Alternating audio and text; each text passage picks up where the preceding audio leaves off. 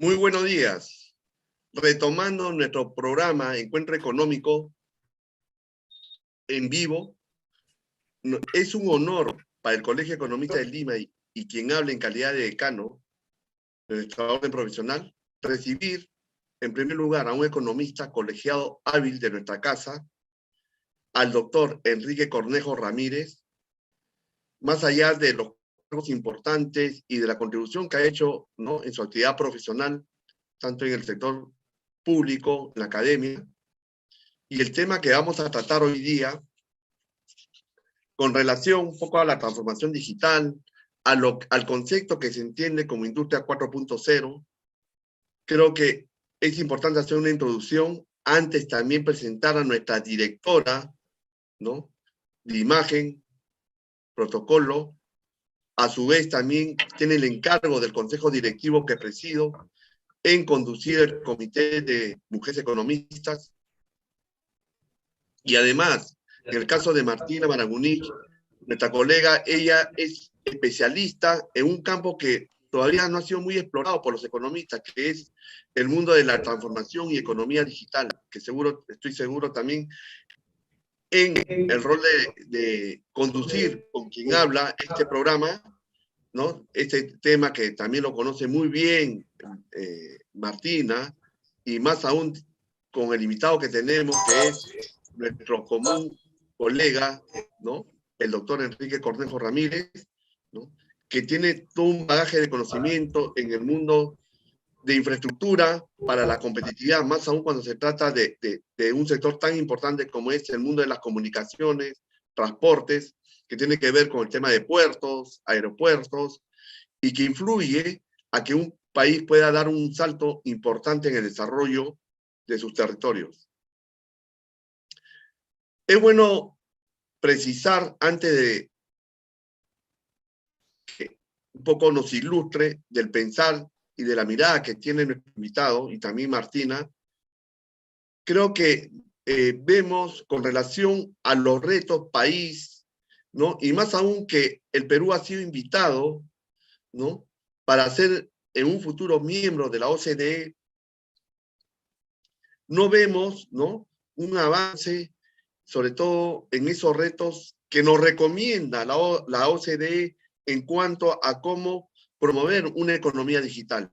Y estoy seguro que en ese tema también vamos a escuchar, ¿no?, la posición que tiene tanto Enrique como Martina, que cuáles serían las premisas mínimas, por lo menos en el marco normativo. Si hablamos de transformación digital, lo único que tenemos actualmente es un marco que no nos ayuda más allá de la mirada de construir un organismo, entre comillas, ¿no?, que promueva la transformación digital en el Estado, ¿no?, que es el Decreto Legislativo 1412.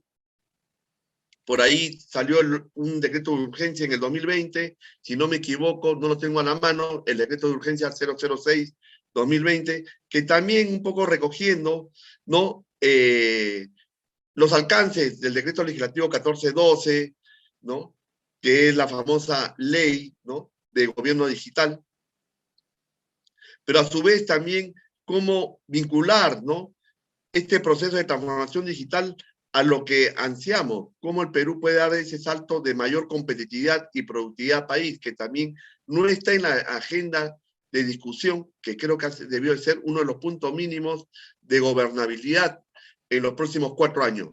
Que lo deseable es mirar a un país, qué vamos a hacer en los próximos 30 años, de por lo menos mirar sobre todo a las nuevas generaciones de peruanos, ¿no?, tanto de hombres y mujeres de corta edad, ¿no?, que se están formando, de darle mejores oportunidades de bienestar. Y creo que eso también no está en la agenda país. ¿Cómo desperdiciamos las oportunidades? Y solamente para terminar y dar una casuística, en el 2004, quien habla integró una comisión técnica para la incorporación de los hechos vitales de la población que estaba en manos de RENIEC. Este proceso, porque sabemos que estos hechos vitales lo manejaban en forma independiente, no articulada, menos digamos, de compartir esa data a nivel nacional por parte de los gobiernos locales, ¿no? Tanto provinciales como distritales, ¿no? Y como estaba la ley del año 97, esa incorporación de hechos vitales para que pase bajo la administración de RENIEC, se recomendó y se hizo la propuesta técnica que RENIEC debería de implementar bajo una serie de herramientas, ¿no? De uso de sistemas, ¿no? Y software que ya existen en otros países, de cómo, de acuerdo a las necesidades que tiene el Perú, hacer una hoja de vida de la población desde que nace, y que hubiera sido una información mucho más rica que los propios censos. En los países más desarrollados, los censos ya no son una gran herramienta de generación de información de data de la población. Y se perdió esa oportunidad en 2004. Estamos hablando más de 17 años, ¿no? Que se publican, que van dirigidas, sobre todo de atender a la población de vulnerabilidad. No tenemos una data que nos permita focalizar medidas, incluso hasta subsidios directos, ¿no? Que son mucho más efectivos de lo que hemos visto últimamente, que exonerar impuestos, que al final no percibe ese bienestar con esas medidas, la población que ha debido ser atendida, ¿no? Como prioridad. Por cuanto cuando pasamos estos procesos de efecto inflacionario que afecta a la canasta familiar, indistintamente, indudablemente de no desconocer los factores incluso externos, pero creo que hay medidas mucho más eficientes cuando tú tienes la data, digamos, mucho más fina de cómo atender a la población, sobre todo cuando están en situación de extrema pobreza, y más aún en situaciones de vulnerabilidad por la falta de empleo, como ha pasado por los efectos de la pandemia del 2020 a la fecha. Creo que bajo esa introducción, creo que estamos desperdiciando un poco el concepto de lo que es la transformación y economía digital y la industria 4.0, que ahora sí les doy el pase porque creo que para lo cual este programa es escuchar tanto a nuestro invitado de hoy día, que también es parte de esta casa, y a Martina, que también conoce este tema, a fin de que los quienes nos están escuchando tengan un conocimiento en un lenguaje sumamente sencillo de lo que significa transformación y economía digital y lo que es la industria 4.0, que muy poco se habla en el Perú. Buenos días, Martina, te doy un pase para que también le des el pase a su exposición a nuestro invitado de lujo que hoy día tenemos y el bagaje de conocimiento, sobre todo de un sector tan importante y que existe todavía una agenda pendiente de la infraestructura que requiere el Perú en lo que es el sector de transportes y comunicaciones.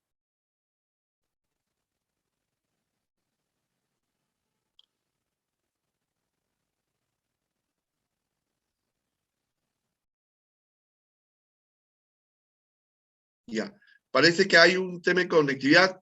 Le damos el pase a nuestro invitado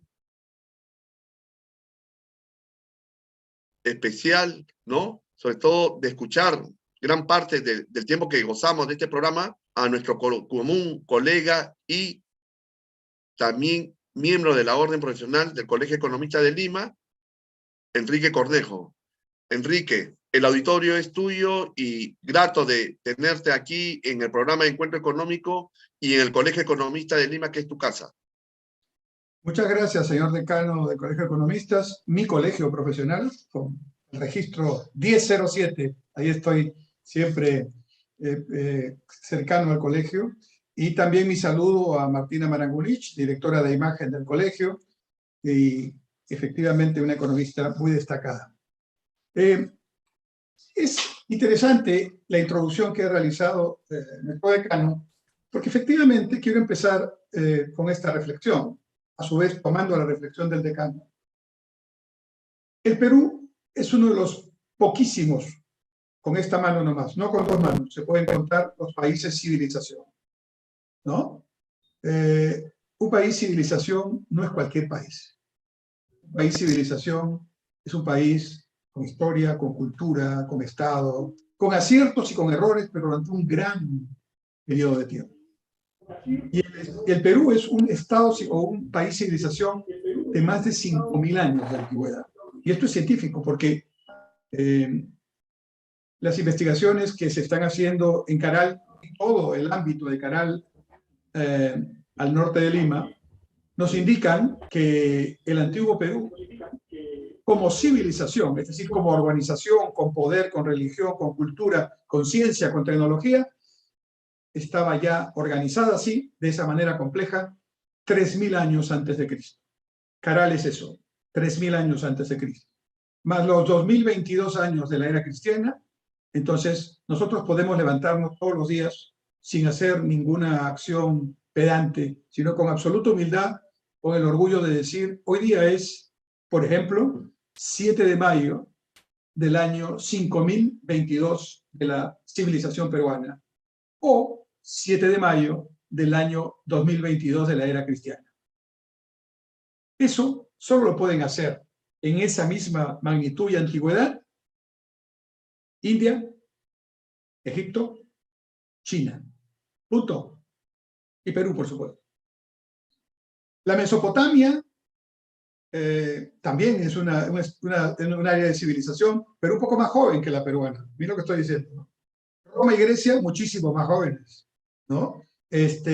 Entonces, ya si pensamos de una manera más contemporánea, Estados Unidos, que es una potencia, es un país que no ha cumplido todavía 300 años de país, ¿no? Y su historia anterior es bastante pobre en el sentido de cultura, de diversidad, muchas cosas. Entonces, el primer punto que quiero poner aquí es que estamos en una situación difícil de crisis de varios órdenes de magnitud y de varios temas al mismo tiempo, pero nunca olvidemos que somos un país civilización. Esto que está pasando en nuestro horizonte temporal, que es un horizonte cortísimo, ¿no?, es apenas una pequeña instancia de esa historia grande. Por lo tanto, no nos merecemos, desde el punto de vista de nuestros conciudadanos, no nos merecemos mirar el Perú solamente con la visión cortísima de un día, de una semana, o a ver qué pasa mañana. Es como estamos en este momento, ¿no? Para hablar en términos de planeamiento, los economistas solemos decir el mediano plazo es arriba de 5 años, el mediano plazo es entre 1 y 5 años, el largo plazo es arriba de 5 años, y el corto plazo es algo menos de 1 año, hasta 1 año, ¿no? En el Perú está totalmente alterado por la crisis en que vivimos. El corto plazo es el día, el mediano plazo es quizás en el extremo, mañana o la semana, ¿no? Cada día tenemos nuevas noticias que cambian nuestra vida aquí en el Perú, pero no para bien, sino para sorpresa y para incertidumbre. Y el largo plazo no está medido, ¿no? No está incorporado en el chip de nuestros compatriotas, de todos nosotros, menos del gobierno. Y eso tiene que cambiar. Y eso tiene que cambiar empezando por la educación, porque esto que estamos conversando tiene que ser conocido por nuestros niños y nuestras niñas desde pequeñas edades. Sentirse orgulloso de una historia que no empezó con los incas, que fueron grandes, pero que solo duraron 300 años, desde Manco Cápac hasta Atahualpa. Menos de 300 años, casi 300 años. Esta historia grande, de la que nos sentimos muy orgullosos, de nuestro Machu Picchu, fue una historia de sincretismo, fue una historia donde se logró una gran extensión territorial, un imperio poderoso, pero con la sabiduría de incorporar a las poblaciones anteriores y no exterminarlas, e incorporar su cultura. Ahí empezó la mezcla, pero no con los incas, empezó la mezcla, la vemos desde Caral. Ruth Shadi, yo enseño en San Marcos, y Ruth Shadi es la experta en este tema, y nos decía el otro día, en una charla interna, que ella había descubierto que hace 3.000 años, perdón, hace 5.000 años, 3.000 años antes de Cristo, en el Perú, en el antiguo Perú, ya se hacía producción de algodón ecológico, es decir, algodón que nace de colores. Yo fui ministro de Comercio Exterior en los 80, y cuando vino un poco la conciencia de que había que teñir la tela, nosotros somos grandes productores textiles y confeccionistas, había que teñir la tela, y ese teñido tenía que hacerse con colorantes naturales y no con colorantes químicos, como por ejemplo naturales como la tara, el achiote, la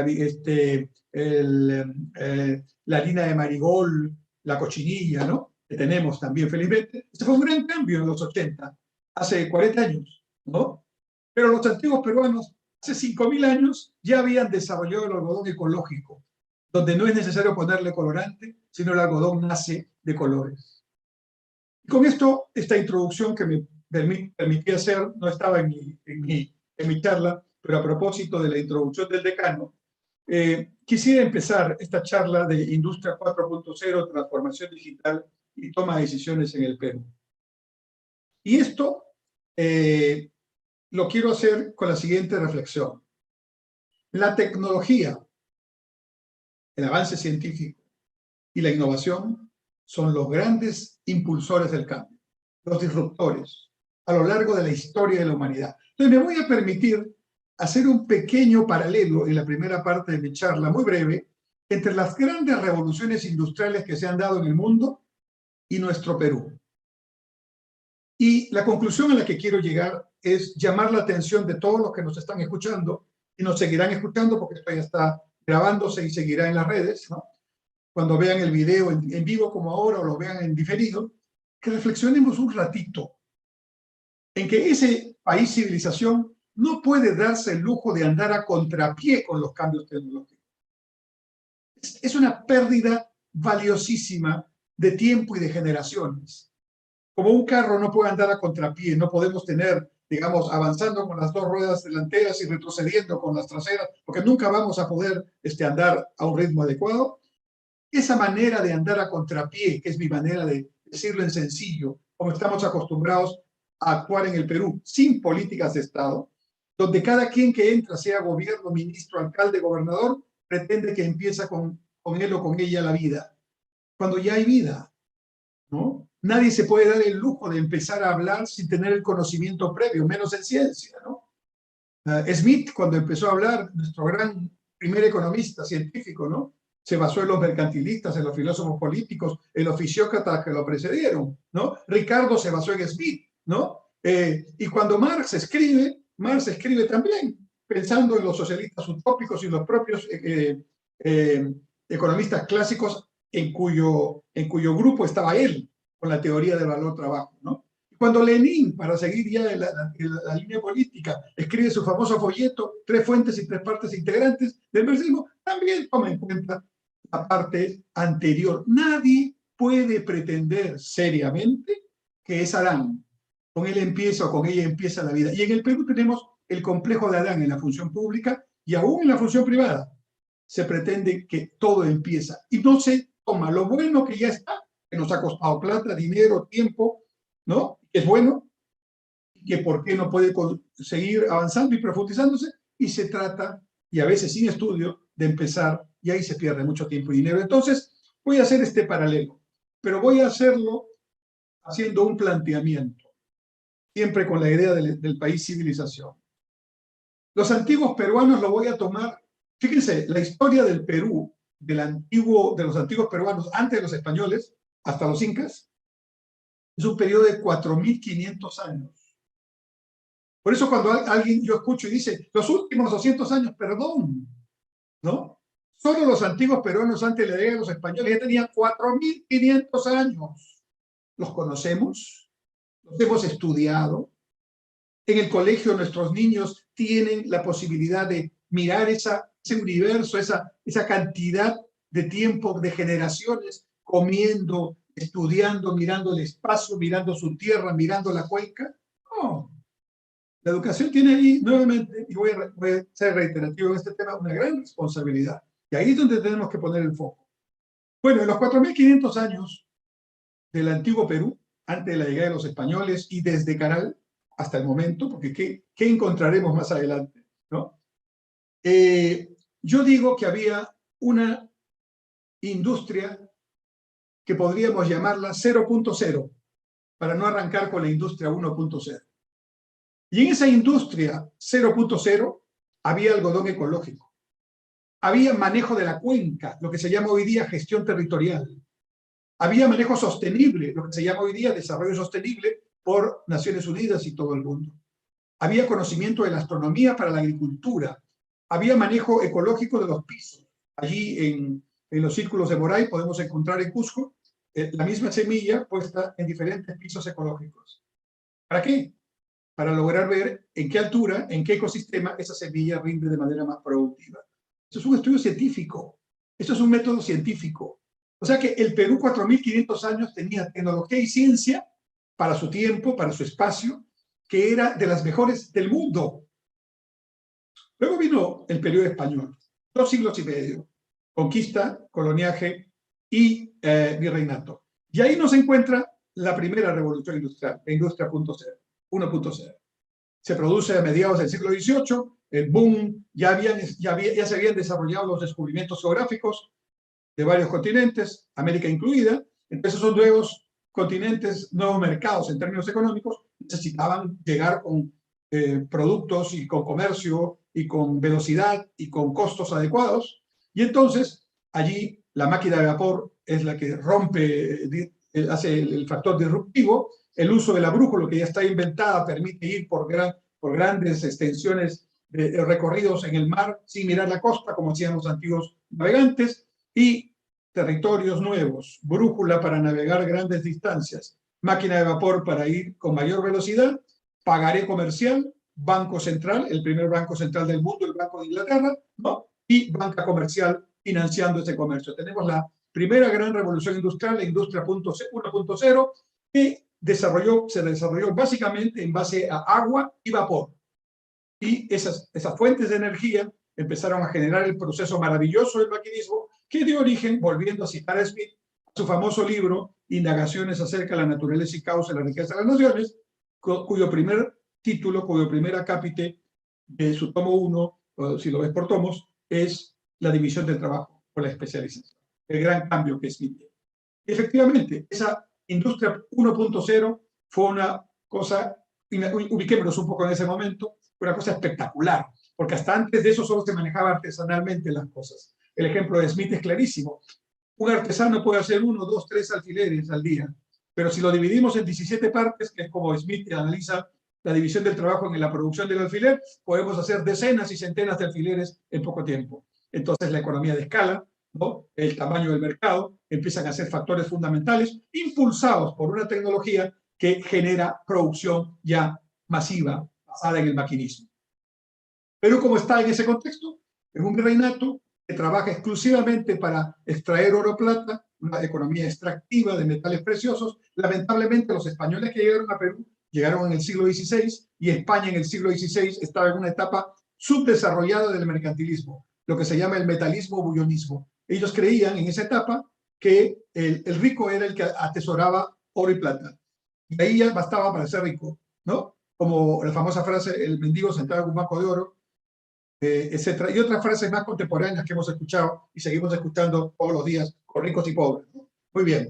Pero entonces, ese concepto, ¿no?, que los bullonistas tenían, lo trajeron los españoles que llegaron. Que nos trajeron también cultura, nos trajeron también occidente, nos trajeron muchas cosas. Tampoco es que no nos trajeron cosas buenas. Pero, digamos, lamentablemente, si hubiera venido ya con un desarrollo mayor el mercantilismo del siglo XVII, del siglo XVIII, como en Inglaterra, en Holanda y en la propia Francia, ¿no?, donde dicen, no, momentito, no es atesorar metales preciosos, puedes tenerlos, ¿no?, pero hay que invertirlos, hay que generar valor, y hay que producir, y con la producción se genera valor, y hay que comerciar esa producción. Y ahí vienen ya las etapas más desarrolladas.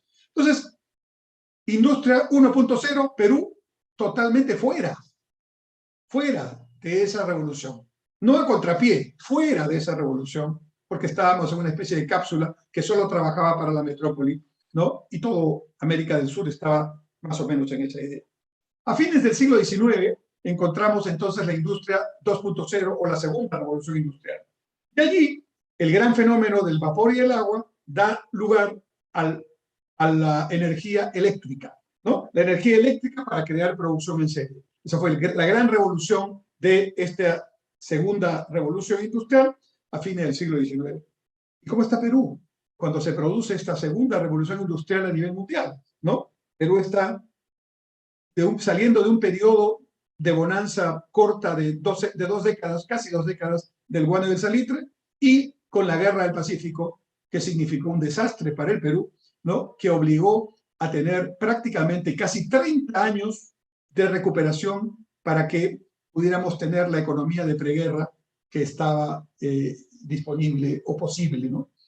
Y también ya varios historiadores coinciden, el bono del salitre, curiosamente, no fue explotado, como se dice, por la inversión extranjera, no, se le encargó, sí, empresas inglesas desarrollar, pero el recurso vino básicamente para el Perú. Ellos cobraban lo que tenían que cobrar, pero mucho dinero entró a Perú. Entonces la clase dirigente se enriqueció, ¿no? En ese tiempo. Y hubo la posibilidad, coinciden varios historiadores, Bonilla es uno de ellos, Tantalián es otro, ¿no?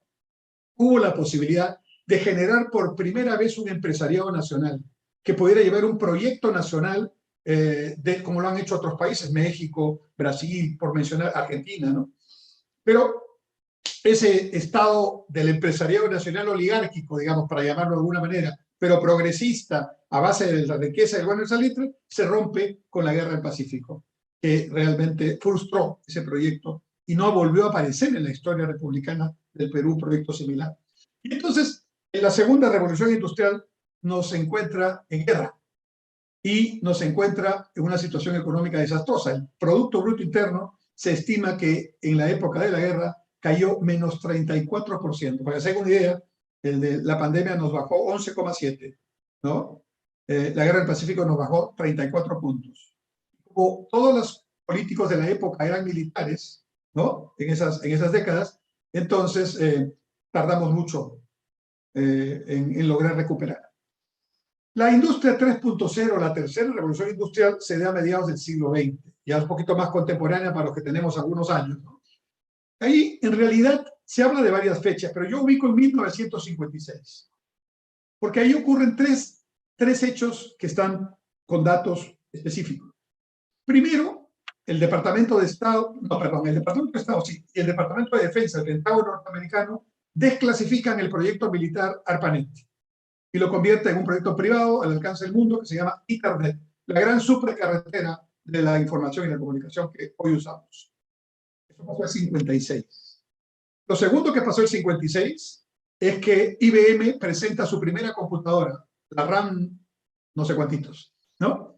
Y esa computadora grande, gran consumidora de energía, lenta, poco transparente, era la tecnología más avanzada de la época y revolucionaba el tema, incorporando ya lo que será la clave de esta tercera revolución industrial, las tecnologías de la información y la comunicación, a partir del uso del componente binario que permite el desarrollo de las computadoras, ¿no?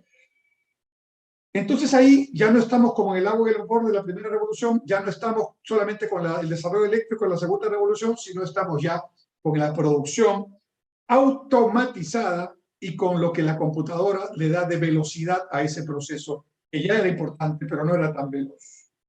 ¿Cómo estamos en el Perú cuando se produce la tercera revolución industrial o industria 3.0?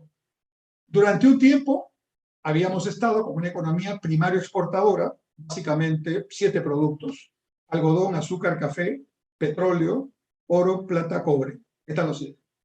Y eso explicaba el 90% de lo exportado, sino el 95%. Estoy por publicar un libro de la historia del comercio exterior del Perú del siglo XX y siglo XXI, que lo va a publicar San Marcos, y donde voy a invitar al colegio también para que esté presente cuando lo presentemos. Es un libro que me ha tomado 3 años elaborarlo, y ahí explico en detalle esta etapa y varias otras que vienen después, que la economía primaria exportadora saltó a una economía de sustitución de importaciones tardíamente. Empezamos en el año 69 con el gobierno militar de Velasco, pero ya algunos países de América Latina salían de la sustitución de importaciones, o por lo menos empezaban etapas ya diferentes, ¿no? Perú entra el 69. Antes, todavía, digamos, podemos encontrar elementos de industrialización incipiente, pero lo predominante es una economía primaria exportadora. Y entonces experimentamos, fines del 60, 70, hasta el 80, este proceso, que no lo voy a detallar, pero básicamente consistía en tratar de tener una industria local, para lo cual, por eso se llama sustitución de importaciones, se encarecen las importaciones de los bienes finales que se quieren producir, llámese autos, cemento, acero o lo que sea, y se abaratan los costos de importación, impuestos, tasa de interés, porque todo estaba controlado, era un modelo centralmente planificado o con un Estado muy fuerte, se abaratan todo lo que son los precios relativos para los insumos, bienes intermedios y tecnología para producir eso. De manera que nos convertimos en una economía que ensamblaba productos llamados industriales peruanos, pero que en realidad tenían, con honrosas excepciones, un porcentaje extranjero muy grande. Pero bueno, esa fue la manera como nosotros enfocábamos, mientras el mundo ya entraba a la computadora, ya desarrollaba TICs por todo lado, ¿no? Nosotros todavía estábamos en una industria, empezando a gestar una industria de una tecnología 2.0 y el mundo estaba en el 3.0 y avanzando a velocidad. Aquí estamos, como en el anterior caso, ¿no? A contrapié, contrapié. Y luego viene la industria 4.0 o cuarta revolución industrial, que siguiendo mi tesis sería la quinta, porque la cero la podríamos llamar uno, de los 4.500 años del Perú, ¿no? Que ya implica, en pocas palabras, la fusión entre la tecnología y el mundo físico, digital, cibernético. Y esto es lo que está pasando en el mundo. La pandemia que todavía sufrimos nos ha hecho acelerar, dicen todos, al menos 10 años. Lo que pensábamos tener en 10 años, lo hemos tenido ya por fuerza de las circunstancias. Pero esto es apenas el comienzo. Y voy a dar varios ejemplos para que esto se visualice. Pero antes, para completar esta comparación, ¿cómo nos toma la cuarta revolución industrial o la industria 4.0? Discutiendo aquí, en el Perú, si debemos vacar al presidente o cerrar el Congreso, ¿no? Y todos los días, con una agenda, con perdón de la frase, mediocre. De gran mediocridad. ¿Yo por qué le llamo mediocridad? Uso el concepto del diccionario de la lengua española, ¿no? Algo que se sustenta, se basa, se hace, no en un estudio serio, no en una planificación seria, no en un conocimiento previo, no en una búsqueda de quienes conocen el tema, sino simplemente por cuestiones ideológicas o políticas. Así nos agarra, ¿no? Además, con pandemia y con una situación económica derivada de la pandemia, que es otro elemento, es una idea para otra conferencia, una situación económica compleja, no por el crecimiento que hemos tenido, que sería absurdo, sería el primer país en la historia del mundo que por crecer se crea un problema, ¿no? No, crecer siempre es bueno. Ahora, no solo crecer es lo que necesitamos, también necesitamos distribuir y bajar la pobreza, pero esa no es tarea de la inversión privada o del crecimiento, esa es tarea del Estado. Y el gran ausente, el gran fallido es el Estado, pero no para que vuelva a ser empresas públicas y conceptos que ya vivimos en los 70 y los 80, sino para que el Estado se modernice, se transforme y empezando por lo que tiene que hacer, se vuelva un gobierno digital, ¿no? Que sería para mí la primera tarea que tendría que tener el Estado peruano. No es la única. Pero aquí restringimos la discusión del rol del Estado a cuántos ministerios, qué otros ministerios, cuánto el presupuesto, cuánto menos presupuesto. Y la verdad, eso es como poner la carreta delante de los bueyes. ¿Qué sirve que yo discuta el presupuesto de algo si no sé qué voy a hacer? Por ejemplo, en educación, escuchamos a cada rato que aumente el presupuesto. Y yo digo, si aumenta el presupuesto con esta educación, no sirve de nada, ¿no? Yo quiero una educación en valores para mis hijos, para mis nietos, yo ya tengo nietos, para mis nietos, ¿no? Una educación en valores que significa respetar a la otra persona, respetar la propiedad. A nosotros nos enseñaron que cuando uno subía a un ómnibus o un transporte público y veíamos a una persona de mayor edad, nos parábamos para que se siente. No hay nada de eso. Hoy no se respeta o no hay un previo elemento para respetar la bandera que tiene el decano de fondo, ni la escarapela, ni el himno. ¿Lo sabemos cantar? ¿Cantamos? ¿Sabemos la estrofa que se canta ahora? ¿No? Es decir, eso es parte de una educación en valores que tiene que ver con el respeto incluso al cuerpo de cada quien. Nadie debe tocar a nadie. Cuando uno está en el exterior y te rozan nomás en un centro comercial o en la calle, te piden perdón, porque están desde pequeñitos formados que nadie tiene que tocar a nadie sin su consentimiento, por supuesto, y los niños tienen que aprender desde pequeñitos eso. Y ahora vemos esta historia del bullying y vemos la historia, todas las historias que los medios de comunicación nos dan diariamente, que son producto de una ausencia total de una educación en valores y de familias disfuncionales que son parte de la crisis de valores que tenemos. Entonces, una educación en valores, una educación mirando al mundo, no encerrándose. ¿Cómo va a ser un país civilización que pretende encerrarse del mundo, defenderse del mundo? La educación que necesitamos es mirar con orgullo desde Perú al mundo y decirle, mira lo que hacemos aquí, mírame, ¿no? Pero para eso tengo que hablar inglés, pues, no solamente español, ¿no? Y eso me deben enseñar en el colegio, una lengua diferente a la materna por lo menos. Y tengo que aprender a trabajar, aunque sea de carpintero, no por decir que aunque sea, no, de carpintero, de electricista, algo que me permita en una situación crítica, nadie sabe qué le puede pasar, ganar un dinero justamente, un dinero digno, ¿no? Todavía antes teníamos una serie de talleres, había en las escuelas técnicas, los institutos tecnológicos. La responsabilidad en la educación debe ser que el colegio público, el instituto público y la universidad pública deben ser por lo menos iguales o de mejor calidad que los privados. Esa debería ser la responsabilidad. Como el antiguo Colegio Guadalupe, no el actual. El antiguo Colegio Guadalupe, donde pasaron todos los prohombres del Perú. O la misma Universidad Nacional de San Marcos, donde yo enseño y donde varios de los, no, todos los presentes aquí han sido estudiantes, ¿no? Entonces, ¿por qué? ¿Por qué tenemos que degradar lo público cuando lo público es y tiene que ser por decisión de la dignidad de una persona, ¿no? Por el hecho de ser humano, lo que brinde lo mejor? Cuando uno va a un país, a Suiza, acá el hospital privado es el mejor de Suiza en tal sitio, en tal cantón. No, el público es el que tiene de todo y en algunos casos es el mejor frente a los privados. Muy bien, solo he puesto el caso de educación, pero podría poner el caso de salud, otra tarea del Estado. Mucho discurso, que la salud preventiva, que la salud preventiva. Hay 1.800 centros de salud o postas médicas en el Perú, deberían haber 5.000 por la población, que no tienen a veces ni médico, solo tienen enfermera o técnico, pero tampoco tienen laboratorio mínimo, tampoco tienen rayos X para ver el tema del pulmón, no por la pandemia, sino por la tuberculosis, ¿no? Y tampoco tienen posibilidad de hacer mínimos análisis. Entonces, ¿qué pasa? Todos, unos y otros, graves y menos graves, terminan en el hospital haciendo colas inmensas, impensadas, indignas, ¿no? Donde les dan una cita para dentro de 3 meses, donde cuando van a 3 meses no tienen los medicamentos, y donde una operación, si se hace en 2 años es con suerte, y a veces ni se hace. Esa es la salud pública en el Perú. Y tenemos excelentes médicos, excelentes enfermeras, pero el sistema no funciona. Entonces, lo primero que habría que hacer, ahí sale, y quizás es una tarea del Colegio de Economistas de Cano.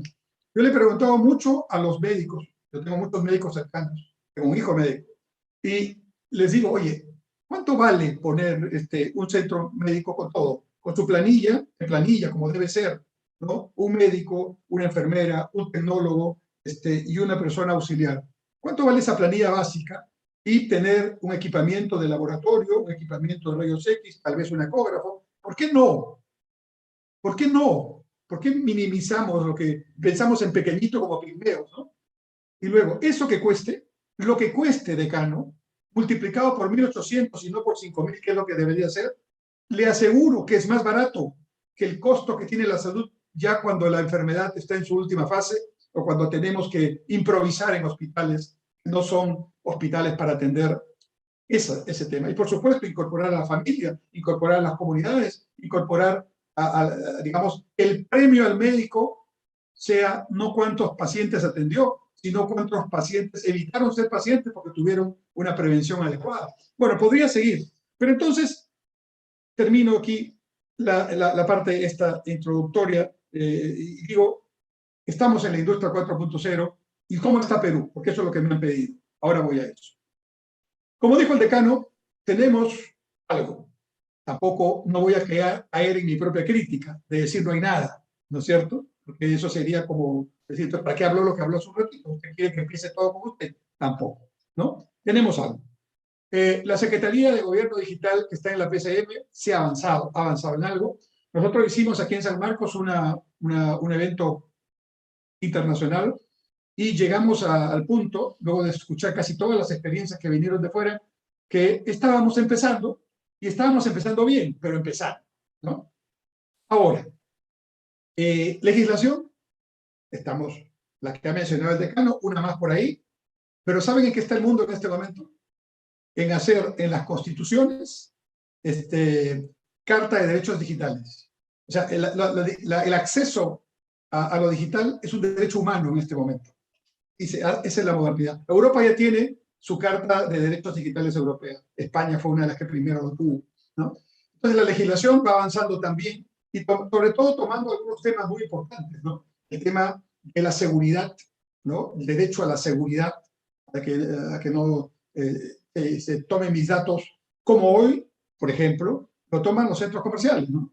Porque curiosamente el Estado no hace lo que el proyecto que el decano contó en 2004, no solamente porque faltan políticas de Estado, sino porque esa idea, ¿no? Que si yo, por ejemplo, tengo la hoja clínica de cada ciudadano, sí, pero esto es una información que de repente puede tener algún problema porque lo va a ver otra entidad, ¿no? Y bueno, hay los mecanismos de seguridad correspondientes. Y sin embargo, todos nosotros, absolutamente todos nosotros, estamos con datos nuestros privados en la Big Data de ¿dónde? De nuestras tarjetas de comerciales, nuestras tarjetas de crédito, de nuestras participaciones cuando hemos ido a alguna atención de salud, de nuestros temas educativos. Toda esa información existe. Y hoy en día, en Perú, que hay dentro de las organizaciones privadas, gerencias y equipos especiales que están trabajando con ciencia de datos. O sea, trabajan con los datos, los extraen de todos los sitios que están, porque están ahí, ¿no? Y con eso construyen proyectos para ver qué hacen hacia adelante. Hay legislación a nivel mundial ya que está viendo ese tema. Y ni siquiera estamos todavía en lo que ya viene, porque esta cuarta revolución industrial no solamente es un desarrollo extraordinario de tecnologías de información y comunicación, sino en paralelo va también con otros temas. Por ejemplo, las neurociencias están avanzando de una manera muy grande. ¿Qué hacen las neurociencias? Estudian el cerebro, el órgano más importante y menos estudiado, menos conocido, porque es muy estudiado, del cuerpo humano. ¿Qué tiene la humanidad de conocimiento del cerebro? Hasta ahora ha completado la cartografía, es decir, todas las conexiones neuronales de una lagartija. Le tomó 10 años completar la cartografía de una lagartija. El cerebro humano tiene millones de conexiones neuronales. Entonces, a la tecnología que tenemos hoy, demoraríamos un siglo probablemente completar la cartografía del cerebro, pero es que la tecnología está rompiéndose todos los días, aumentando velocidades. Y estamos entrando, ese es el otro elemento, a la computación cuántica, donde ya la computación no juega con el 1 o 0, con el sistema binario, sino juega con combinaciones múltiples de ambos en n situaciones. La velocidad cuántica nos va a abrir unas circunstancias impensadas para la humanidad. Ya estamos en eso. Las primeras computadoras cuánticas ya están, pueden abrir computación cuántica, a todos los que están viendo, por favor, entran a su buscador, pongan computación cuántica y le va a salir cantidad de cosas. Y pongan primera computadora cuántica. De ahí no digo las marcas, pero ahí están. Ya las computadoras cuánticas piloto. ¿Qué es lo que pasa aquí? En toda la historia de la humanidad lo sabemos. Estos pilotos luego se van desarrollando, se van probando y luego llegan a unas escalas que permiten hacerlo masivo. Cuando eso ocurra, que va a ser pronto, las velocidades van a incrementarse y entonces conoceremos el mapa neuronal del cerebro. ¿Qué sigue? Sigue que si conocemos el mapa, las conexiones neuronales del cerebro cartográficamente, así como se completó el ADN humano, lo que sigue es reproducir un cerebro humano en una computadora. ¿Y qué sigue? A partir de ahí sigue ya un elemento ilimitado de posibilidades que tienen la línea cortita, delgadita, entre la ética y la ciencia, ¿no? Manipulaciones y otras cosas que ya genéticamente se hacen. Bueno, pero eso es lo que viene, eso es lo que ya está en proceso. Yo me acuerdo que hace 30 años yo fui a una conferencia en el CADE y un expositor dijo, bueno, les voy a presentar la impresión 3D. Y nos mostró varias fotos de una impresora 3D que hacía unos temas geométricos ahí con el material.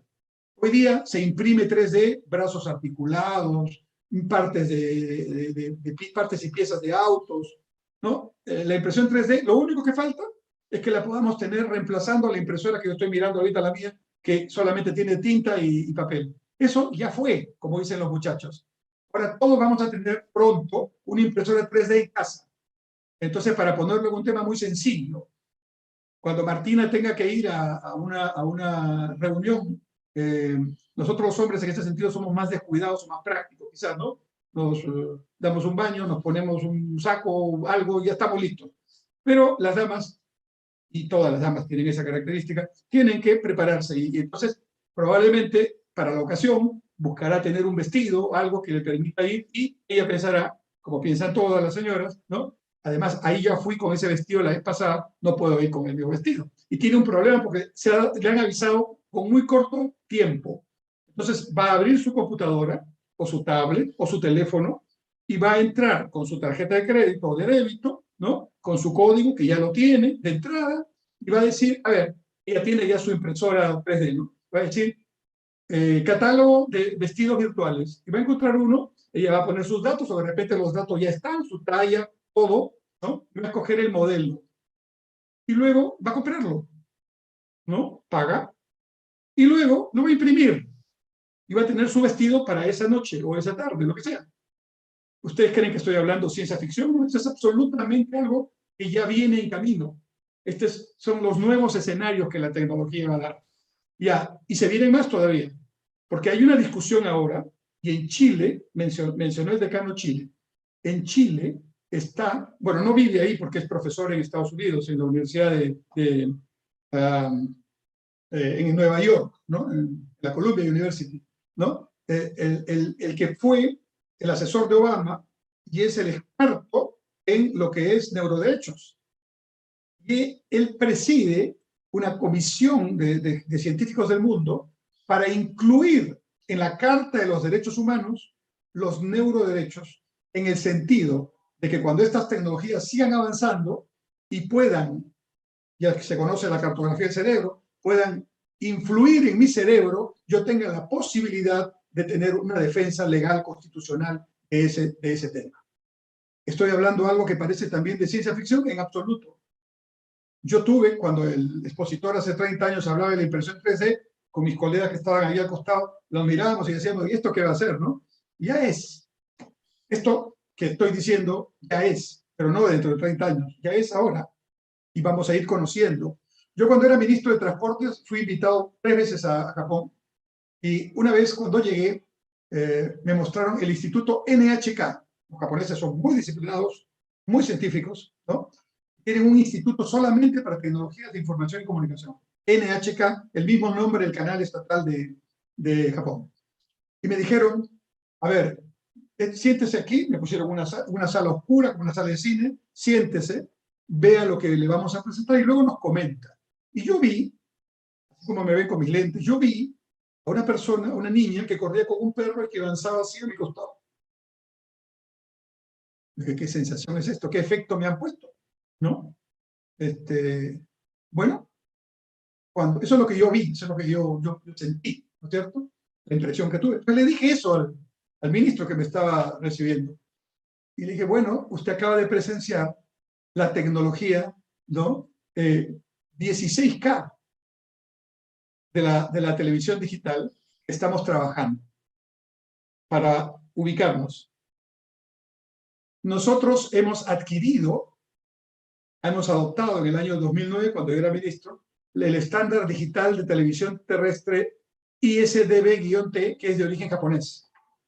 Todo ya está preparado para el gran apagón analógico y que todos tengamos televisión digital ISDB-T, que es la mejor del mundo. Superior a la europea, superior a la norteamericana, solamente seguida por la China, que está ahí siguiéndole los pasos.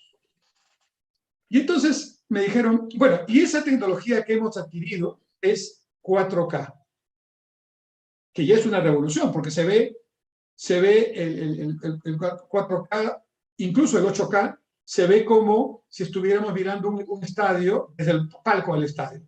Es verdecito. Como se ve hoy día, para conocimiento de todos, si ustedes quieren ver verdadera señal digital, no usen la señal digital del cable.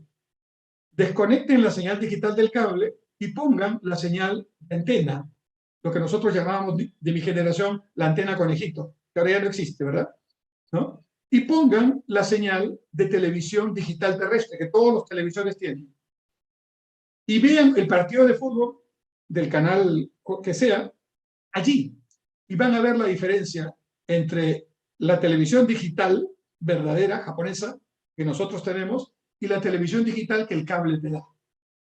También es digital, pero no se compara con esta de aquí. Lo pueden hacer todos ustedes hoy día en su casa, ¿no? Muy bien. Entonces, ¿qué me habían mostrado? Me habían mostrado la siguiente generación, no del 4 al 8K, del 16K y del 32K. ¿no? Donde ya, para ponerlo en términos futbolísticos, ya no solamente se ve linda la cancha, sino se ven las caras de los que están en la tribuna, a ese nivel de píxeles, de resolución de píxeles, ¿no? Eso, por cierto, es hoy día utilizado por sistemas de defensa, por seguridad ciudadana, por policías de todo el mundo que está avanzando en este tema, para identificar personas. Entonces uno está pasando por ahí y ¡pum!, no solamente tienen una sombra, tienen tu cara completa, le hacen lo que en las películas se ve, el escaneo correspondiente, van a los archivos y ya saben quién eres, ¿no? Porque por tu pasaporte o tu carta de identificación ya saben, ya tienen esa información. Bueno, dejemos esto porque nos quedamos en este tema en la conferencia y vámonos a otros aspectos que están pasando. Se ha hablado del blockchain, ¿no? Estamos hablando de un tema tan importante, ¿no? Blockchain, Big Data, inteligencia artificial. Eso también ya está, ¿no? Les voy a decir qué significa esto en la práctica, ¿eh? Voy a tomar el caso de Estonia, el país europeo que es el más avanzado en tema digital y de gobierno digital en particular. ¿Qué ha hecho Estonia? Ha digitalizado todo. No, no todo. Todo menos dos cosas. Por alguna razón que no entiendo, no me la han sabido explicar, en Estonia, para casarse y para divorciarse, para las dos cosas, hay que ir físicamente. Parece que por alguna razón. Pero después todo está digitalizado. Pero no solo está digitalizado en el sentido de que, a ver, yo tenía un trámite para sacar mi DNI, ahora era físico, era analógico, ahora es digital. No, ahora ya no hay trámite. Aquí viene el tema de blockchain, de la inteligencia artificial y de la Big Data juntos. ¿Por qué? Porque han hecho que los sistemas del RENIEC de Estonia, más el sistema de los hospitales de Estonia, más de los colegios de Estonia, más de los colegios profesionales, todos sean abiertos y hablen entre sí. Primer tema. Entonces, por un sistema preparado, por supuesto que no es muy difícil, ¿no? Porque los estonios son expertos e incluso dan asesoría en este tema, todos sus sistemas conversan.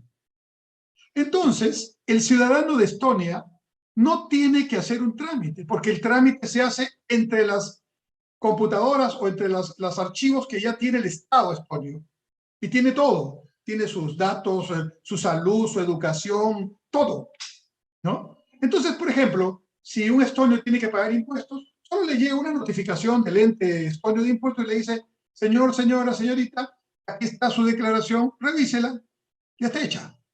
Eso hace SUNAT también ahora, por cierto, ya estamos avanzando, ¿no? Y entonces llega, y como todo está digitalizado, tú nada más te quedas, aquí parece que fue un error, porque puede haber errores, incorporas eso, no hubo ningún error, entonces tomas tu tarjeta, pagas tu impuesto si tienes que pagar, te acabó la historia, no hay ningún trámite allí. Y todo eso ya se hace. Eso le llaman los estonios no llegar a un gobierno digital, sino a un gobierno inteligente, donde los trámites desaparecen. O sea que, para ponerlo en contexto y en temas prácticos, eso es lo que ya existe. Estonia, por supuesto, es el más avanzado, le siguen otros, ¿no? Están por ahí, pero no al nivel de Estonia, ¿no? Entonces yo les sugiero, si quieren mirar temas de gobierno digital, entren a Estonia y miren, todo está abierto. Por cierto, Estonia también tiene ciudadanos digitales. O sea, cualquiera de nosotros, si desea, puede aplicar a ser ciudadano estonio digital. No significa otra cosa que ser ciudadano con derechos. No tiene los derechos europeos, pero, por ejemplo, puedes abrir una empresa digitalmente y puedes, con los mismos privilegios de cualquier empresario que está en Estonia, hacer todos los procesos que quieras hacer. Y eso les ha llevado cantidad de inversión, cantidad de gente interesada en hacer empresa con mucha inteligencia. Podría seguir hablando. Esta misma aplicación de los blockchain hoy día se aplica ya en la industria. A ver, el mundo de la post-pandemia es otro mundo. No nos hemos dado cuenta porque estamos nosotros sintiendo todavía los efectos. Pero si pudiéramos abstraernos un ratito, y la academia lo permite, o sea, por ejemplo, cuando uno está enseñando, investigando, uno puede darse, entre comillas, el lujo de mirar con cierta lejanía, ¿no? Para poder entender lo que está pasando por un momento. ¿Y qué pasa hoy día? Entren a la página web del Banco Mundial y van a ver lo que se llama cadenas de valor añadido, ¿no? Cadenas añadidas de valor o cadenas globales de valor. ¿Y ahí qué van a encontrar? Se está produciendo una reestructuración de los procesos productivos mundiales. Es decir, estos temas digitales están llevando a tal punto que la distribución física de las empresas, ¿no es cierto?, está cambiando en función de las posibilidades alternativas y ventajas que dan ciertos territorios para determinados procesos. En otras palabras, los países pequeños, económicamente hablando, no estoy hablando territorialmente, los países medianos. Perú es un país mediano, aunque en realidad económicamente es muy pequeño, ¿no? El PBI de Perú, más o menos, es 225.000 millones de dólares. Alguien dirá, mucho dinero. Pero 225.000 millones de dólares es el 0,2%. No es el 20, no es el 2. Es la décima parte del 2%, 0,2% del PBI mundial. El comercio internacional de Perú es más o menos estamos ya casi en los 120.000, export e import, ¿no? 120.000, 130.000, ya ponle 140.000 millones de dólares, 150.000 millones de dólares, ya estoy exagerando. Eso es el 0,2% del comercio mundial. Entonces, estamos creciendo, pero todavía somos muy chiquititos. Como somos muy chiquititos, no influimos tanto en el mundo como el mundo influye en nosotros. Pero para hacer eso, lo último que tenemos que hacer es dejar de crecer y dejar de invertir y dejar de innovar.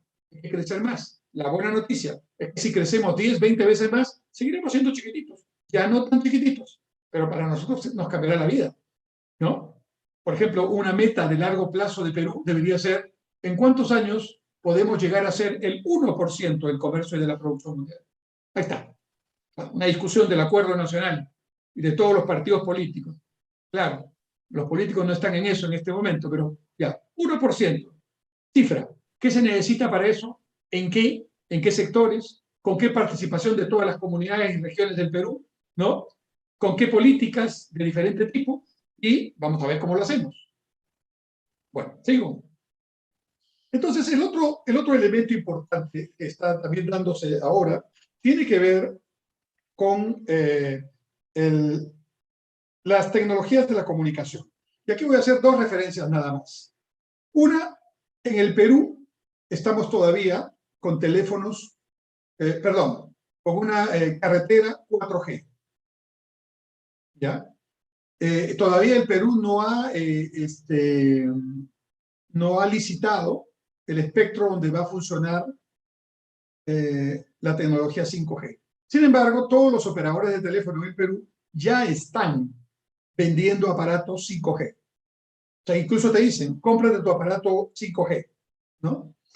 Pero, sí, tú puedes tener tu aparato 5G, pero las ventajas del 5G no las vas a poder utilizar hasta que no escuches que el gobierno ya licitó el espectro y alguien ganó, algunos ganaron, el entrar ahí para que ya se pueda aprovechar. ¿Qué?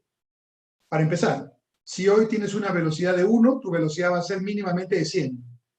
Así cambian las cosas, ¿no? La latencia, la interacción entre diferentes puntos va a ser muchísimo más rápida. Los cargadores y las baterías van a durar mucho más, ¿no? Ya no va a haber necesidad, por estas características, de tener antenas por todo lado y a veces complicando el ecosistema, ¿no? En suma, vamos a ganar eficiencia, velocidad, vamos a ganar interacción, solamente por pasar del 4G al 5G. Eso va a ser un proceso, porque no va a ser tan fácil. Pero los teléfonos celulares, que son una revolución en el Perú, porque acá hay 40 millones de teléfonos celulares y 33 millones de peruanos, ¿no? Eso significa que el teléfono celular es ya, de hecho, un instrumento de gestión pública. Así debería pensarse, ¿no? Richard Webb ha hecho unos estudios en varios lugares de la sierra peruana y ha demostrado que en lugares donde ha llegado la telefonía celular rápidamente, hay evidencia de un incremento sustantivo en la productividad del agro. Concreto, evidente, científico, ¿no? De manera que hay que seguir en esta línea. Y pongo mi segundo tema en este aspecto de las comunicaciones.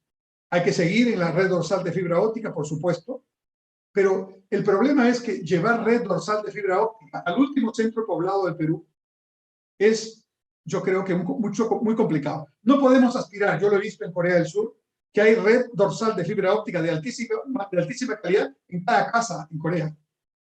cada casa, como tener el ducto de agua, ¿no? Y nada más uno se conecta y listo.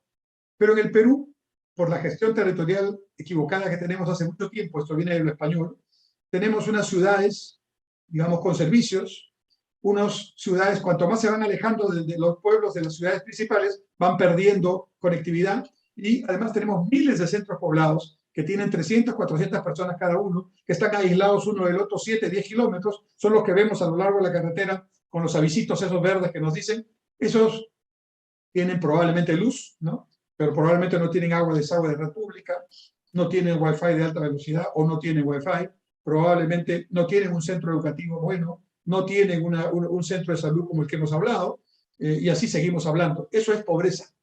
Porque la pobreza no es un discurso.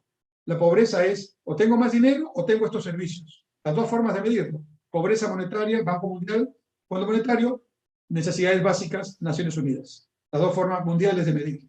Entonces, para salir de la pobreza hay que darles ingreso, antes educación, y hay que darles servicios. ¿Cómo le voy a dar servicios a centros poblados que están aislados? Eso es un tema concreto. Yo soy ministro de Transporte, ministro de Vivienda. ¿Cómo le doy? Tengo presupuesto para hacerlo, pero ni siquiera puedo llegar, no porque sea imposible, sino que es carísimo, ¿no? Entonces yo tengo que encontrar alguna fórmula de gestión territorial diferente. Yo tengo que crear unas ciudades intermedias cerca de esos centros poblados donde les pongo todo. Y ahí llegan y tienen todo, ¿no? Y sus territorios siguen siendo sus territorios, ¿no? Yo tengo que repensar la distribución del canon, porque no es posible que ciudades o territorios cercanos a proyectos mineros sigan sin agua, sin desagüe, sin centro de salud, sin caminos, sin infraestructura de riego básica, que no es tarea de la empresa privada darles, porque el canon no se utiliza para las obras básicas, o no se usa, ¿no? Y entonces tenemos aquí una posibilidad. Y esa posibilidad está dada ya no por la fibra, ya no por el satélite, ya no por la microonda, sino por este canal ISDB-T que está disponible una vez que se haga el apagón analógico. Me explico. Todos los canales grandes están hoy día transmitiendo en dos señales. La señal analógica, en realidad están haciendo canal digital ya, pero lo transmiten por la señal analógica y lo transmiten por la señal digital. Si ustedes ven, los que tienen cable, ven, hay unos 7, canal 7.1, 7.2, 7.3. Después van el otro, el canal X, X.1. ¿Qué es eso?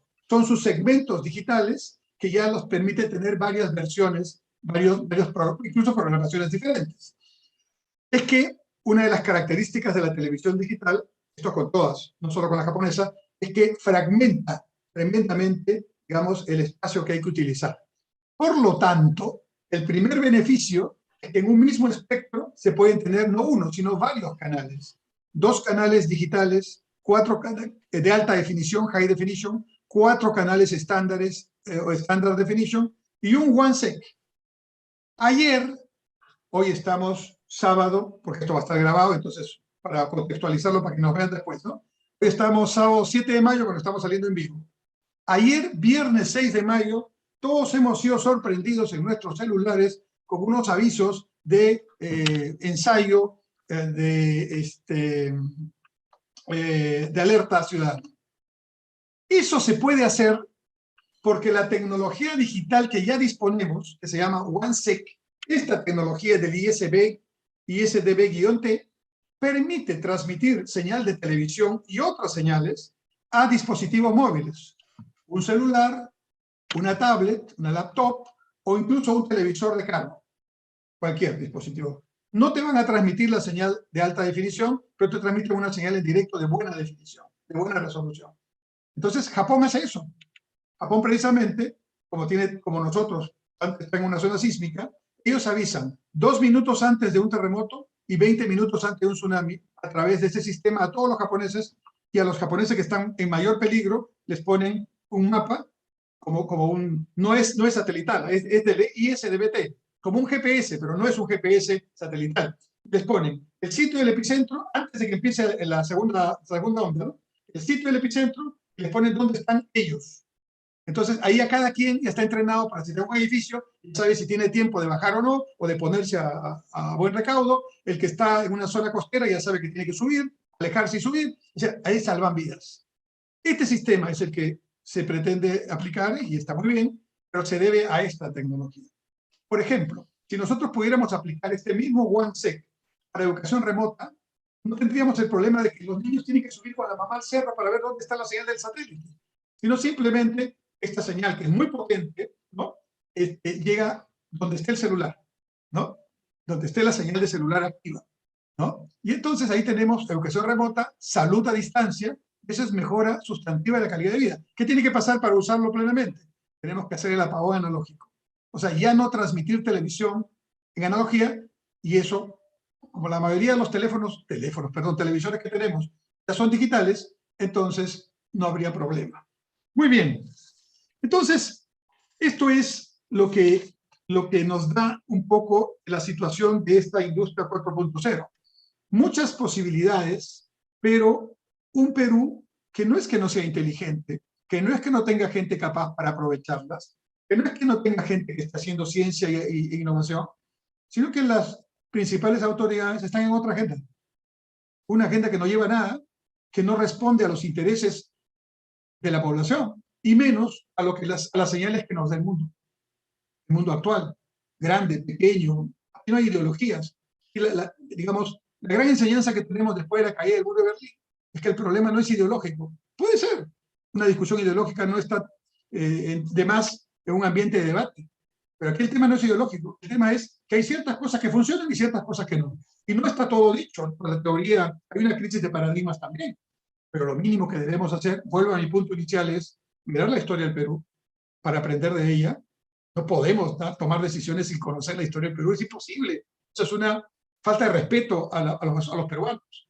En segundo lugar, no podemos tomar información sin datos. Hay datos, y menos en una época de ciencia de datos, ¿no? Como lo que estamos mencionando. Y tercero, no podemos hacer política pública en el Perú sin mirar el horizonte de largo plazo. Porque no es que no haya que resolver los problemas urgentes que tenemos, pero son un solo ejemplo. Problema urgente que tenemos, transporte público. Ya. Entonces, ¿qué hacemos? Le damos licencia por 10 años a los mismos transportistas que nos contaminan todo el día. ¿Qué está haciendo Europa? 2030. Estados Unidos, 2030. Se acabaron las licencias para vehículos de transporte público a gasolina o diésel. Todo eléctrico. El mundo está en eso. Nos vamos a la movilidad eléctrica. China se va a la movilidad eléctrica. Perú, ¿acaso ha discutido qué vamos a hacer? No, le seguimos dando licencias a vehículos que dentro de 10 años no van a poder seguir funcionando, o si siguen funcionando, vamos a estar nuevamente a contrapié con el cambio tecnológico en el transporte. Vamos a la salud, ¿no? Tema concreto. ¿Cuál es la discusión en salud ahora, aparte de vacunar, ¿no? La discusión es, denle plata a los hospitales. ¿Para qué? Sí, claro, para tener lo que no tienen. Pero primero los centros de salud. Primero los centros de salud. A las postas, al primer nivel de atención, ¿no? Mucho discurso, pero poco aterrizaje. Ahí están los datos, ahí están las evidencias empíricas de otros países, y ahí está nuestra propia historia. Yo lo dejaría ahí para no seguir explayándome, porque tengo muchos temas. Quizás un debate o unas preguntas podrían complementar esta exposición. Gracias. Martina, para darte pase, medio minuto nomás. Me quedo con 3 ideas de lo que has expuesto, Enrique. En primer lugar, no está en la agenda el bienestar de la población, más aún si pensamos en las futuras generaciones de peruanos. Has hablado algo cierto, educación, salud, saneamiento, que es lo mínimo para darle una vida digna a los peruanos. En educación, no existe una reforma educativa, una revolución educativa de los años en que se hicieron las grandes unidades escolares. Y cuando se quiso retomar esa brecha de infraestructura, hubo mezquindad, porque creo que un programa que debió fortalecerse, quizás perfeccionarse en el camino, fueron los colegios emblemáticos. Quien habla se formó en gran unidad escolar. Y creo que estamos más de 70 años que no existe voluntad, decisión política de hacer ese cambio en la educación. En salud lo mismo. Has dicho algo importante, la salud preventiva. Y la salud preventiva se da en los centros de salud. Aquí en el Perú se demora 15 años o un poco más para construir un hospital. Y creo que ahí también recae un reto pendiente. Y en tercer lugar, diste un ejemplo sumamente importante. Es lamentable que el Ministerio de Transportes no trabaje con el IRTP para disminuir la brecha digital en situaciones muy distintas a Lima. La televisión estatal puede hacer muchas cosas con estas herramientas digitales, sobre todo utilizando esa red de televisión digital terrestre a cargo del Ministerio de Transporte. Creo que ahí también hay un trabajo pendiente por parte del Estado. Y Martina, que conoce muy bien una serie de propuestas, de proyectos digitales que lamentablemente no ha habido el liderazgo y la voluntad política de realizarlo, creo que es importante escuchar cómo se puede llevar desarrollo territorial en distintas realidades como es la selva, la sierra, donde existen recursos, pero no le damos las herramientas y sobre todo no formamos recursos humanos para esos retos de desarrollo. Martina, te dejo ahí el auditorio para que nos comente de todos estos retos pendientes que tiene el Perú. Muchas gracias y bueno, disculpen ante todo una desconexión inicial, pero me gustaría hacer el preámbulo también de la presentación de nuestra gran exposición que ha tenido a cargo el doctor Enrique Cornejo, porque con sus 37 libros que ha escrito, más de 1.500 artículos, tiene todo este bagaje para poder explicarnos sobre la experiencia dentro del sector público que ha tenido llevando ministerio, siendo ministro de Transportes y Comunicaciones, ministro de Vivienda, presidente del directorio del Banco de la Nación, donde se ven ciertas problemáticas nacionales y lo que se trata de buscar son soluciones prácticas, operativas, para una buena gestión, justamente para todos los peruanos. Adicionalmente a ello, es director de la Escuela de Posgrado en la Universidad Nacional Mayor de San Marcos, de la Facultad de Administración, y experto en temas de comercio internacional. Por lo tanto, al haberlo escuchado, he visto cómo ha hecho todo este engranaje a esa experiencia para llevarlo a lo que viene a ser, en sus últimas palabras que dijo, que no podemos dejar de mirar esta construcción a largo plazo, ¿no? Pero mirando nuestra historia, qué es lo que hemos hecho como país, qué es lo que tenemos, cuánto es esa riqueza de nuestros ancestros que no la estamos tomando para nuestro momento actual y poder decir, bueno, la tecnología existe, pero existe a partir de querer buscar una solución para ciertos problemas. ¿Cómo lo hicieron nuestros ancestros cuando no existía la tecnología? Bueno, ellos tenían la forma de pensar buscando la solución. Y este es un concepto que tiene la tecnología, que es buscar soluciones. Cuando nosotros decimos, tenemos un aplicativo, es para ver que soluciona algo, que ayuda en algo. Cuando vemos que nacen estas tecnologías disruptivas después de todo este viaje que nos ha llevado por todas las 4 industrias que se han ido generando en la historia y hemos llegado a la 4.0, interesante ver cuáles han sido los disruptores para que se dé, buscando nuevos comercios, buscando nuevas formas de generar industria, buscando mayor alcance, pero hoy día, ¿qué es lo que busca justamente en la mejora de las naciones? Quererle dar servicios a la mayor cantidad de población, pero con este escaso recurso que siempre se tiene en relación a los ingresos. Y si la tecnología ayuda en ello, bueno, es un punto importante. Yo quería que nos pueda comentar un poco con respecto a este punto inicial, que para mí es muy importante, que marca un hito en la historia del Perú, cuando sale la resolución suprema, la 019 del 2009 en el MTC, que estuvo a su cargo, donde se dio la adopción de los nuevos estándares de televisión digital terrestre para el Perú. Justamente todo lo que ha comentado partió de una voluntad de hacer este cambio dentro de la tecnología digital en lo que es la televisión.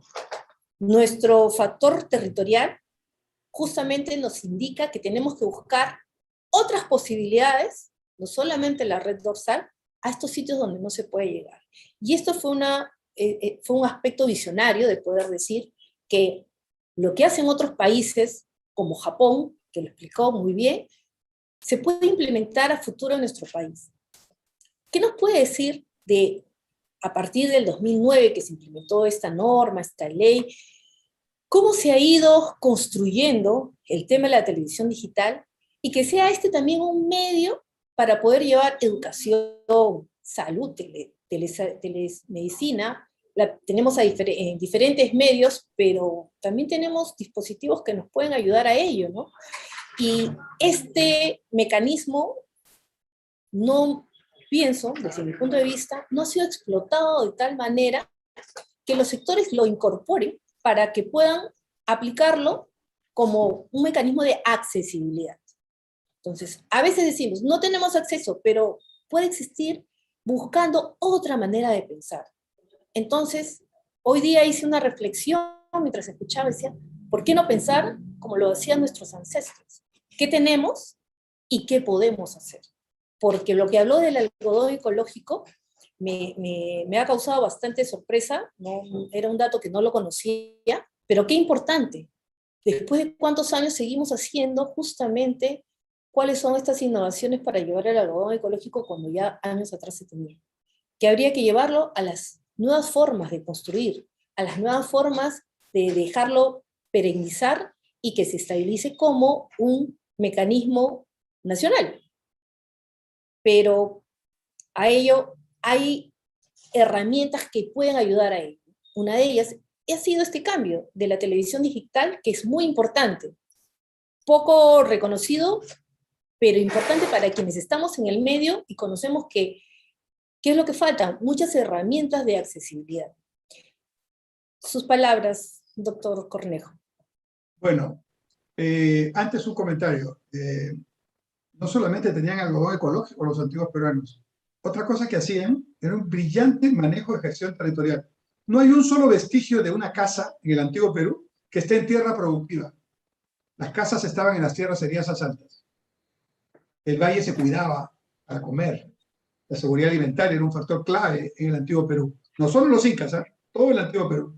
Entonces, por ejemplo, si quisiéramos, voy a tomar tu reflexión, si quisiéramos tomar ese aprendizaje, no para ir hacia atrás, sino para mirar hacia adelante, porque también ese es el tema, ¿no?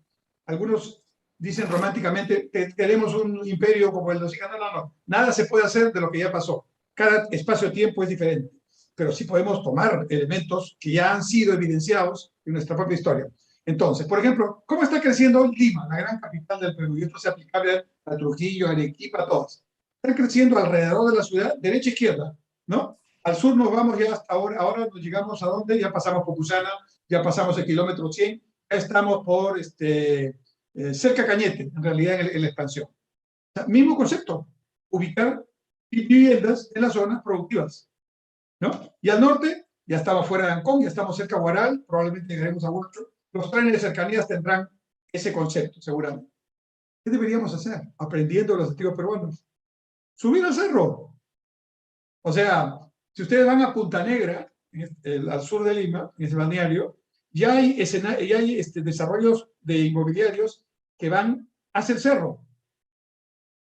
Bueno, para empezar, somos una de las pocas capitales de América del Sur que mira al mar. Quito, Bogotá, la misma La Paz, por supuesto, el propio Santiago de Chile, no están en zona de mar, están hacia arriba. Probablemente porque aprendieron mejor de los antiguos que nosotros mismos, ¿no? Entonces, ahí tenemos un concepto que ya podríamos utilizar. Ahora vuelvo a tu pregunta. En 2009 me tocó, yo no fui el ministro que inició la investigación, fue mi antecesora, pero me tocó sí decidir. Y este es un caso atípico en el Perú, donde normalmente es poco común ponerse de acuerdo. Esta es una decisión donde todos estábamos de acuerdo. Academia, empresa privada, Estado, científicos, tecnólogos y usuarios, los canales de televisión. Se hizo un estudio durante un año con 4 tecnologías.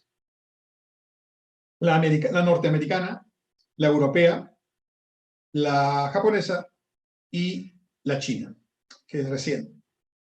Y se hizo todas las pruebas habidas y por haber, pruebas en nuestra compleja geografía, pruebas en la Amazonía, pruebas en nuestras montañas, pruebas en la costa, pruebas en sitio cerrado, pruebas en sitio abierto, pruebas con lluvia, sin lluvia, todas las variantes posibles. y el puntaje de mayor productividad y eficiencia en todos estos escenarios, uno, lejos, el japonés. Seguido del chino, seguido del europeo y en último lugar el norteamericano. Así las cosas, el estudio multisectorial, multidisciplinario, llegó a la conclusión de que el Perú tenía que adoptar el estándar digital japonés, que se llama técnicamente ISDB-T. Muy bien, tomamos la decisión en 2009. Y tomamos la decisión en un momento clave, porque no lo sabíamos, ¿eh? Porque nos convenía a nosotros tomarla, pero no sabíamos el impacto que iba a tener. Porque hasta antes de la decisión peruana, solo Brasil había adoptado el estándar japonés. Ningún otro país. Y una vez que tomó la decisión Perú, se produce lo que los japoneses llamaron un efecto dominó.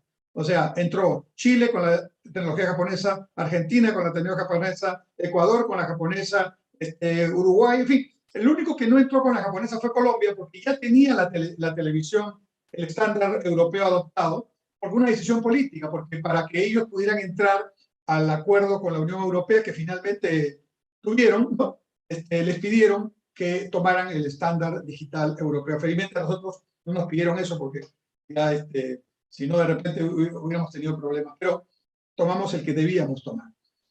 Y entonces, adoptada la decisión, corrimos para que los canales de señal abierta pudieran transmitir lo más pronto posible en digital. Tenían que invertir en los equipos digitales. Otra tecnología. Y entonces todos hicieron su esfuerzo. El canal 7, el canal estatal, tenía menos posibilidades de hacerlo. Así que con una gestión que hice personalmente con el ministro japonés, logré que se donara todo el equipamiento para el canal 7. O sea, la infraestructura tecnológica digital que tiene el canal 7 es absolutamente de donación japonesa. Incluso la unidad móvil, que es la primera que llegó al Perú, de televisión digital transmitida en vivo desde cualquier lugar, no desde estudio, es japonesa. Lo único que tuvieron que hacer es cambiarle el timón, porque el timón estaba al lado derecho. Y entonces, y los canales privados hicieron su tarea, invirtieron, ¿no? Muy bien. Esta etapa nos tomó un año. Al mismo tiempo se empezó a hacer la canalización. O sea, canalización significa ordenar cómo están ubicadas las frecuencias de canales y radios para que esta señal pueda entrar limpia. Entonces, eso con ayuda japonesa también lo hicimos primero en Ibi Callao y después en todo el Perú. Al punto que ya hay canales digitales en regiones, en Cusco, en Arequipa, en varias regiones del Perú. Y como dije hace un rato, la tecnología esta, no solo la japonesa, la china, cualquiera de ellas, tiene menor uso del espectro radioeléctrico. Entonces, en los megahertz donde antes transmitía un solo canal analógico, y sigue transmitiendo porque se sigue dando esa transmisión, ahí se pueden transmitir en simultáneo 4 canales de estándar de emisión, de estándar digital. La prueba de ello es que el canal 7 transmite en una señal, ¿no? Transmite en otra señal y en otra le hace transmisión al Congreso. La señal del Congreso que transmite es señal digital del canal 7, estándar. Y también el Poder Judicial tiene un canal, también es canal digital porque se puede transmitir donde antes entraba un canal analógico de televisión, o sea, cualquiera de los canales que conocemos, ahora entran 4 estándares, como hace Canal 7. Y se queda el que se llama el OneSec, un segmento, ¿no? Y el OneSec va a los celulares, a los teléfonos móviles, a los televisores móviles en los autos y a las laptops, a todo elemento móvil que tenga conexión. Entonces, por ejemplo, la industria de la televisión, cuando esto ya esté en todos los celulares, ¿no? La industria de la televisión va a cambiar. Porque hoy día las horas punta en televisión todos son de 7 a 8 de la mañana, a 9, ¿no es cierto? Cuando vamos, en principio, en normalidad salíamos a trabajar. Y la hora prime es arriba y abajo a partir de las 7, 8 de la noche hasta las 11, ¿no? Ahí se paga más por publicidad, ahí está la mayor audiencia, porque ya estamos en casa. Pero como vamos a poder ver televisión en cualquier momento del día, de la noche, en carro, sin carro, en la casa, sin la casa, entonces va a haber público de diferente tipo que va a pedir una producción de calidad, ¿no? A esas horas, mientras estoy en las 2 horas que regreso a mi casa del trabajo. Y todo va a cambiar. Y lo que va a faltar es producción. Ya no acceso, sino producción, que generen programas de inversión. Imagínense lo que va a pasar en los canales del interior del país, donde también se da el mismo proceso multiplicado, ¿no es cierto? Y donde a veces solo miran en los canales de señal abierta. O sea, si viene un espacio impresionante de crecimiento.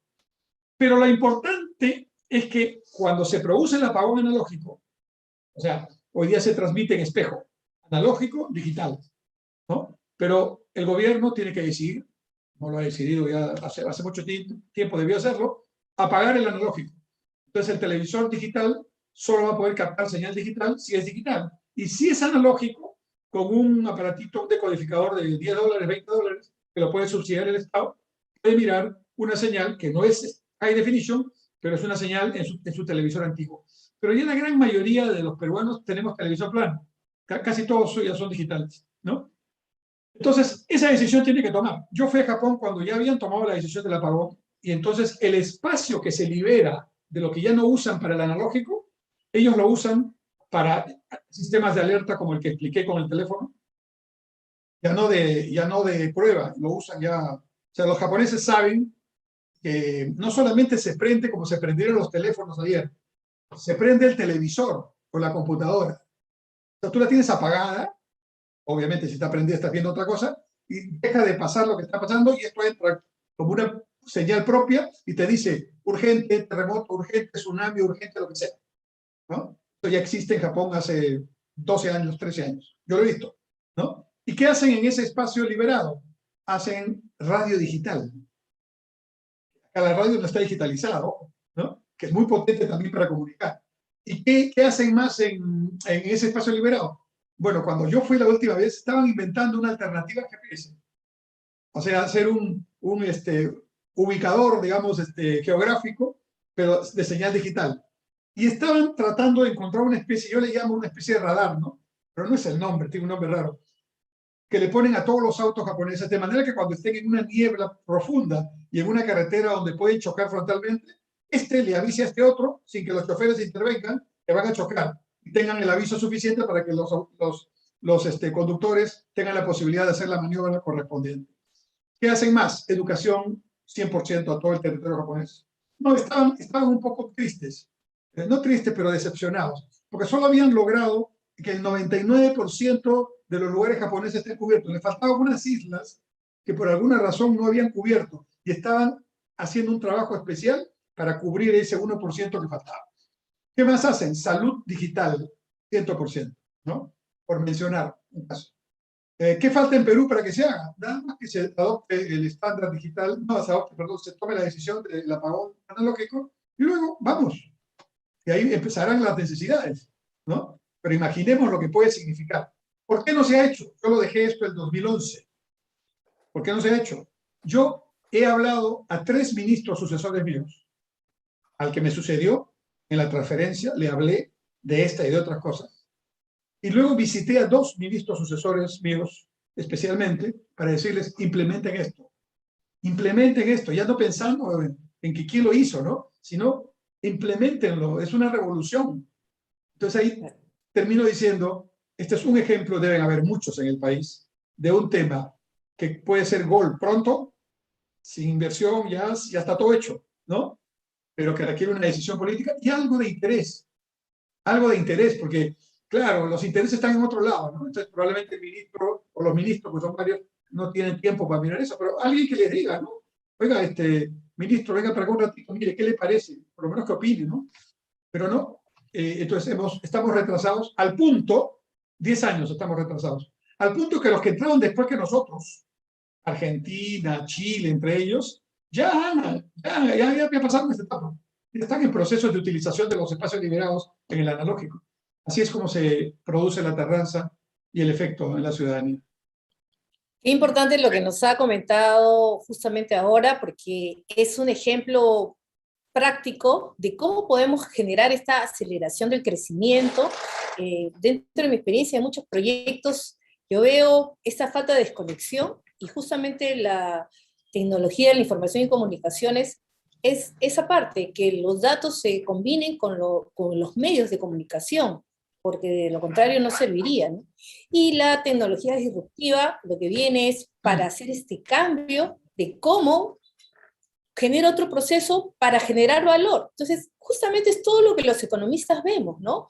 Vemos la generación de valor, los procesos, la información, cómo corremos la información, qué podemos sacar a partir de esa perspectiva, nuevos proyectos, y lo único que va a hacer es generar beneficio. Entonces, esta forma de mirar la tecnología a partir de los proyectos es tan importante porque no la dejamos en el tema binario, el 1-0 o los nuevos inventos que se puedan generar a partir de ello.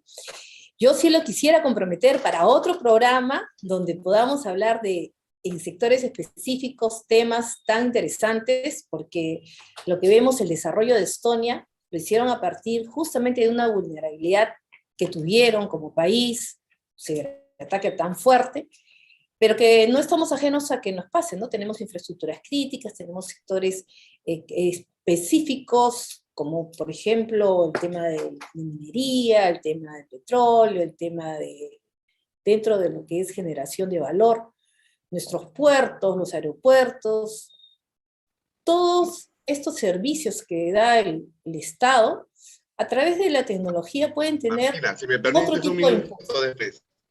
Y adicionalmente, también tenemos el tema de los servicios públicos que se brindan, ¿no? O sea, transformarlos es importantísimo. Por eso lo quisiéramos comprometer para una nueva entrevista. Martina, y si me permites un minuto, solamente para, primero, agradecer, Enrique, que nuevamente estás en tu casa, y comprometerte a un programa para tocar el tema de cómo se puede hacer un trabajo corporativo dentro del Estado, sobre todo de todo ese esfuerzo que le ha costado al gobierno, y que es lamentable que del 2009 no se retoma, también con la cooperación técnica internacional, porque me acuerdo que en el primer gobierno también del presidente García trabajamos un convenio con la NHK con años difíciles, pero se inicia una cooperación técnica hace muchos años y que no ha sido bien aprovechado, en primer lugar. En segundo lugar, lo que bien hemos escuchado, IRTP puede hacer mucho porque primero en esas localidades que no llega el puente, no llega el colegio, no llega el hospital, llega una señal, tanto de radio como de televisión, y estamos desaprovechando todo ese esfuerzo que significa la red que se hizo en los años entre el 2005, 2006,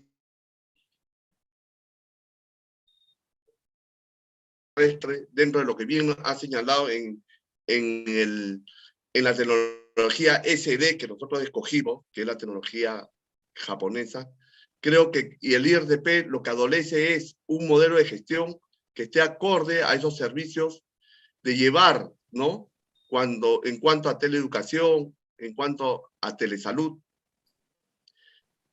programas para el emprendimiento de acuerdo a las potencialidades territoriales.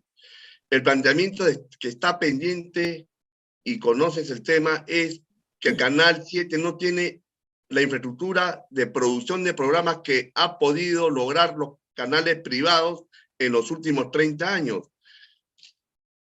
En los años 90, al inicio de los años 90, los canales eran canales chicos. Llega el gobierno de Fujimori y da una normativa en que hace minimizar al IRTP, antes era RTP con un enfoque empresarial que era el modelo más adecuado, y le da de todo a los canales privados. Sin embargo, el rol de promover un mejor recurso humano, de atender en forma preventiva la salud y la educación, puede ser una herramienta mucho más eficiente porque la brecha en infraestructura, estamos atrasados más de 50 años. La brecha digital en educación es terrible, lo hemos visto con el tema del COVID. Y creo que la señal de una radio, televisión estatal es fundamental. Creo que me gustaría en otra oportunidad tocar ese tema con el concurso de tu presencia, y creo que podemos contribuir en esta discusión y qué es lo que falta desde la normativa y el enfoque que le tiene que dar a los medios de comunicación del Estado a partir de la fecha, porque es un tema también de política, más allá de política pública, es una política que tiene que estar dentro del acuerdo nacional. Es una política de Estado y que se tiene que respetar, como lo han podido lograr países cercanos, como también países de Europa, de contar con un canal del Estado que existe acorde a retos de desarrollo. Y bueno, creo, Martina, como tú bien has dicho, creo que quedó corto el programa y estoy seguro que podemos contar con la presencia de nuestro colega miembro de la casa, es tu casa, Enrique, y sí nos gustaría que estés presente en otros puntos de cómo el colegio también puede contribuir con aportes de desarrollo del país. Gracias. Muchas gracias a ustedes por la invitación, a quienes nos han seguido en vivo y a quienes nos mirarán en adelante por su atención, y ojalá que alguna de estas ideas que hemos dado todos se conviertan en elementos que puedan formar parte del debate, del debate público que tanto necesitamos en el Perú, elevar el nivel del debate con elementos que, como ahora y en otros temas también, tranquilamente se pueden poner para beneficio del Perú. Muchas gracias. Gracias a ti, Enrique. Gracias, Martina. Un abrazo. Saludos a todos.